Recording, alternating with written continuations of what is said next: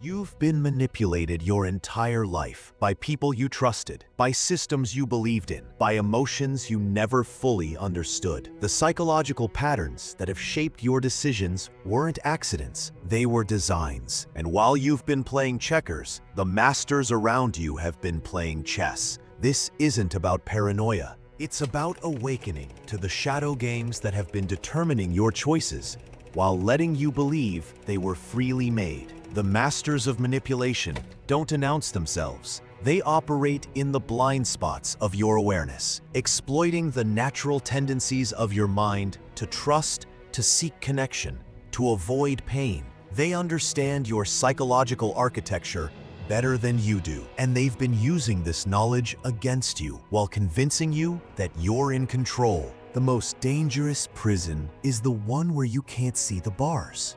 Your perception of freedom is the most effective form of control. As Jung once wrote, "Until you make the unconscious conscious, it will direct your life, and you will call it fate." This is where our journey begins, in the shadows of psychological manipulation that have dictated your choices, while letting you believe they were your own. Your pain isn't random. It's been choreographed. The illusion of choice is the perfect cage because you never attempt to escape it. Your beliefs, your desires, your aversions. How many of these are truly yours? And how many were implanted through subtle suggestion and social engineering? The path to freedom starts with questioning what you've never thought to question, examining the invisible influences that have shaped your reality while remaining outside your conscious awareness. Marcus Aurelius cautioned, "If you are distressed by anything external, the pain is not due to the thing itself, but to your estimate of it. And this you have the power to revoke at any moment."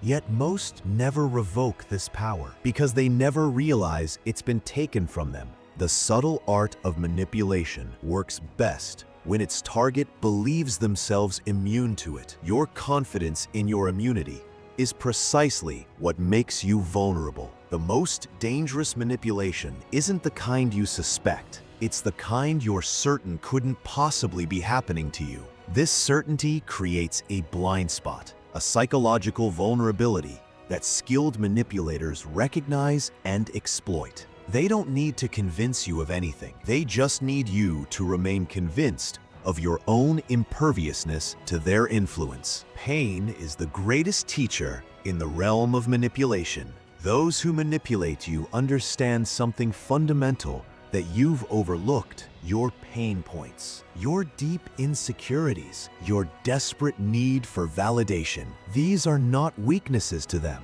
They are access points. Every emotional wound you carry is a potential keyhole for someone else's influence. Your unresolved trauma isn't just your burden, it's someone else's opportunity. The regions of your psyche that you avoid, the emotions you refuse to process, the memories you try to suppress, these aren't just personal challenges. They're vulnerabilities waiting to be exploited. The manipulator understands that your unhealed wounds are doorways into your decision-making process, and they know exactly how to touch these tender spots to elicit the reactions they desire. In the 48 Laws of Power, Robert Greene writes that the best deceptions are the ones that seem to give the other person a choice. Consider how often you've been led down a path while believing you are charting your own course. The most effective manipulators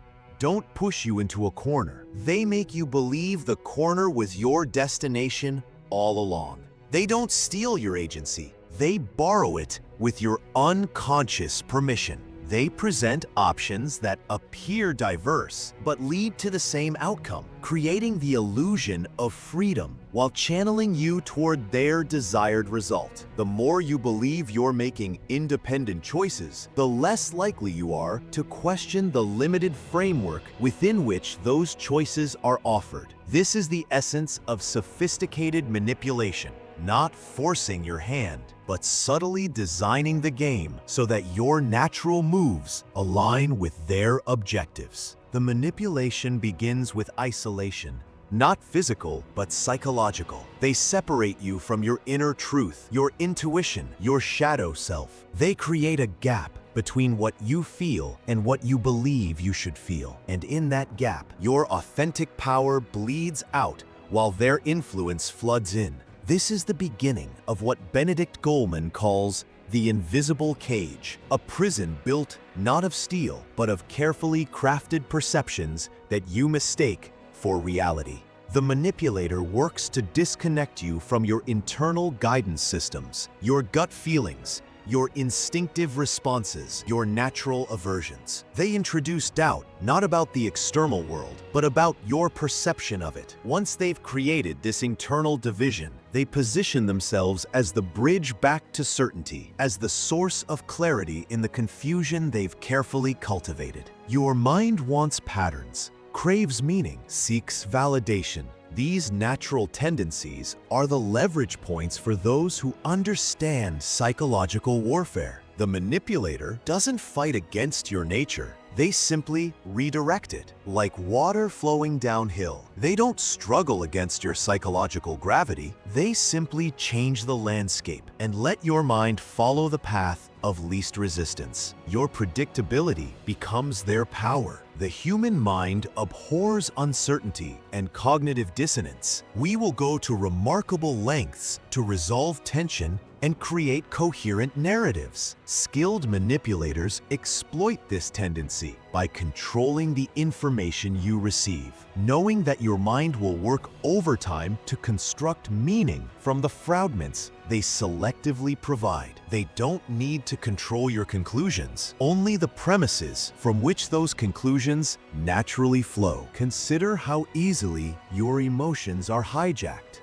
A well-timed compliment after sustained criticism, the strategic withdrawal of affection followed by a small kindness, the false urgency that bypasses your rational mind. These aren't accidents. They are techniques refined through centuries of human interaction, documented in every text, from Machiavelli to modern psychological research on emotional intelligence. Your reactions are studied, anticipated, and cultivated. The emotional roller coaster you experience in manipulative relationships isn't chaotic, it's methodical. The unpredictability you perceive has a pattern, a rhythm designed to keep you off balance and seeking stability from the very source of your disorientation. The highs are manufactured to be addictive, the lows calibrated to increase your dependency and diminish your sense of self-worth. The first step towards self-mastery is recognizing the red flags: inconsistency between words and actions, emotional intensity that seems disproportionate, the strange comfort you feel when all your beliefs are confirmed, the subtle isolation from dissenting perspectives. These aren't coincidences. They're coordinates on the map of manipulation. They are the signs your rational mind notices before your emotional brain surrenders to the influence. Pay attention to the dissonance between what you're told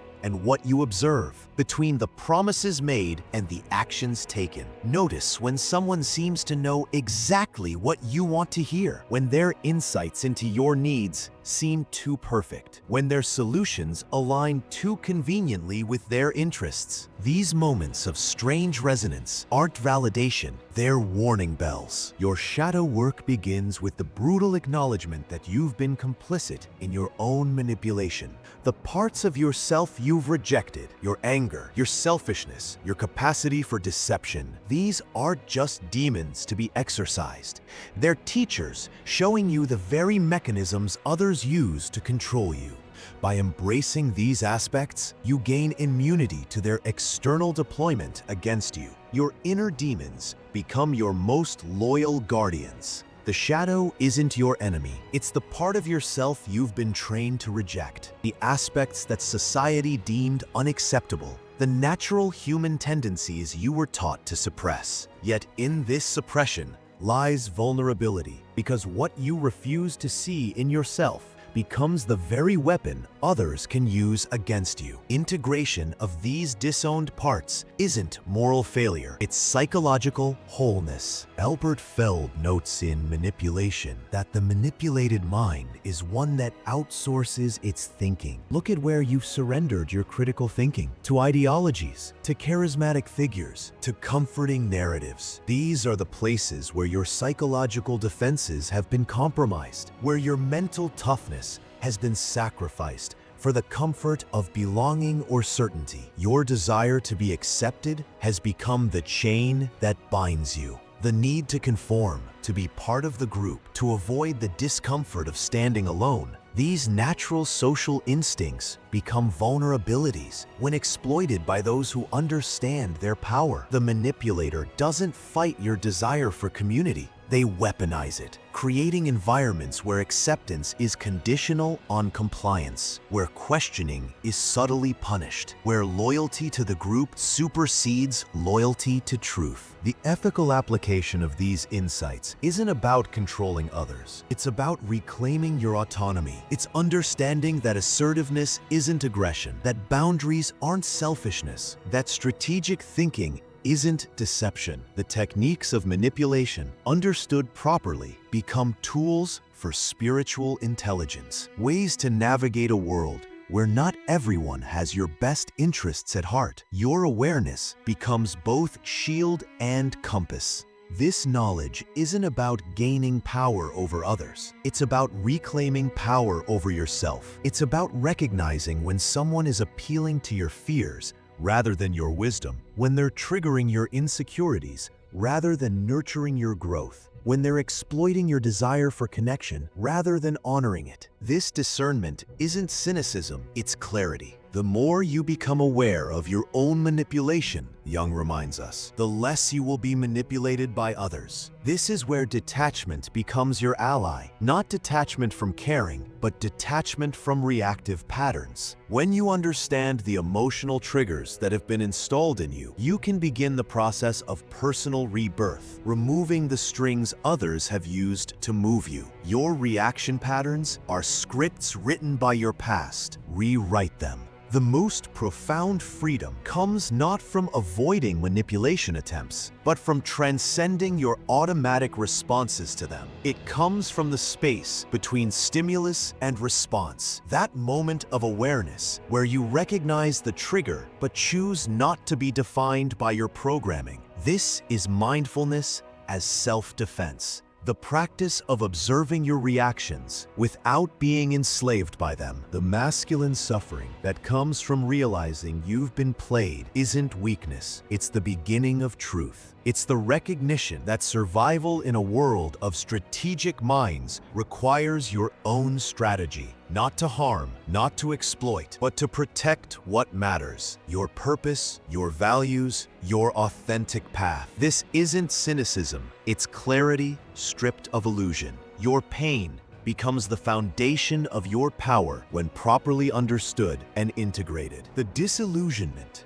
you experience upon recognizing manipulation isn't failure, it's awakening. It's the necessary dissolution of comforting lies that have kept you compliant and predictable. This awakening may feel like loss, like a betrayal of your idealism, but it's actually an invitation to a more grounded form of optimism, one based not on naive hope, but on clear-eyed assessment and conscious choice. When you understand the dark arts of manipulation, you gain protection without becoming what you defend against. You learn to ask, who benefits from my emotional reaction? What am I not seeing while focused on what's being highlighted? Whose map am I following while thinking I'm exploring? These questions become your compass in territories designed to disorient. Your skepticism becomes not paranoia, but prudence. Understanding manipulation doesn't make you manipulative any more than understanding disease makes you a virus. It gives you the discrimination to navigate complexity without being exploited, to engage authentically while remaining aware of the currents that might carry you off course. This knowledge allows you to maintain genuine connections without naivety, to remain open-hearted without being open to exploitation. Manipulation exploits the gap between how you see yourself and who you truly are. The parts of yourself you refuse to acknowledge become the levers others use to move you. This is why radical self-honesty is your strongest defense. When you faced your own capacity for deception, cruelty, selfishness, and fear, you become impervious to having these aspects exploited from the outside. Your shadow, once integrated, becomes your shield against the shadows of others. The manipulator succeeds by knowing you better than you know yourself, by recognizing the discrepancies between your self-image and your reality, between your conscious values and your unconscious motivations. They exploit the lies you tell yourself, the aspects of your nature you're unwilling to confront. Each step toward ruthless self-honesty is a step toward immunity, toward closing the gaps through which their influence flows. Your emotional power comes not from immunity to influence, but from conscious choice about what influences you accept. The distinction is subtle but vital, like the difference between drowning and deciding when and where to swim.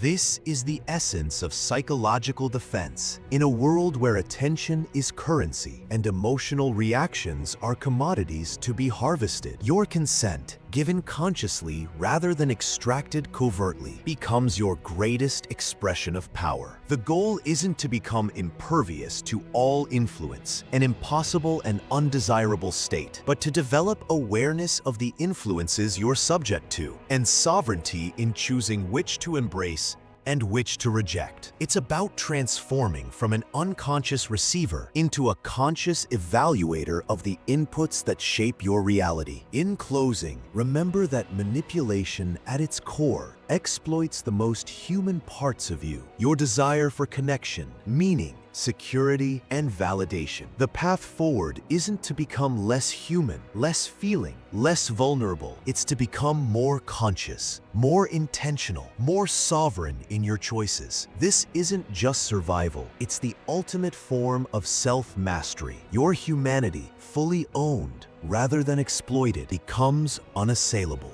The manipulator succeeds when you believe that protection requires armoring yourself against your own nature, when you conclude that safety demands disconnection from your deepest needs and most authentic expressions. This is the final deception, the belief that you must choose between humanity and autonomy. The truth is that your fullest humanity, embraced with awareness and intention, is your greatest protection. In closing, remember that manipulation at its core exploits the most human parts of you, your desire for connection, meaning, security, and validation. The path forward isn't to become less human, less feeling, less vulnerable. It's to become more conscious, more intentional, more sovereign in your choices. This isn't just survival, it's the ultimate form of self-mastery. Your humanity, fully owned rather than exploited, becomes unassailable. The manipulator succeeds when you believe that protection requires armoring yourself against your own nature.